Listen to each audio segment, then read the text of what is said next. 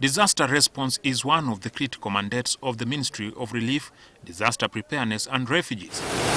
The Line Minister, Engineer Hillary Onek, is now proposing better funding for the ministry to enable it do more in terms of disaster mitigation, which is cheaper compared to disaster response on which the government has been focused. But there is one big hurdle the ministry would have to confront to effectively deliver on mitigation, and that is the lack of scientists in the Department of Disaster Preparedness. Buying food and then distributing food, that one did not require any engineering at all. It was just basic supply of commodities. So the social scientists are best at it. Onek argues that the practice of outsourcing scientists whenever disaster strikes is less effective compared to having them in-house as departmental staff. Outsource, you get somebody who is also busy in their own office. The time allotment to your job will not be as much as somebody who is employed primarily to be there.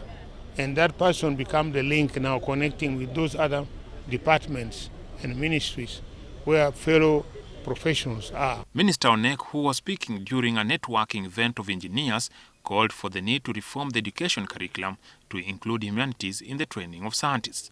That forms part of the retraining the engineers have been undergoing in an initiative that has seen 160 others benefit. The aim of that project really was to support them to understand how to use their technical skills in a very different setting, in a humanitarian setting where motivations, timelines, priorities, ways of working are very different to a traditional engineering response. Even when we make designs for infrastructure, we must make sure that we recognize the needs of the people who are going to use them, the people who are going to protect them, and that is the community. So our strategy is to work more with communities, and that's why we are training a critical mass of engineers. The Dean of Engineering at the Makerere University College of Engineering, Design, Art and Technology, Dorothy Akello, indicated that a paper on communication is embedded in the training program for engineers. We train on communication skills, okay?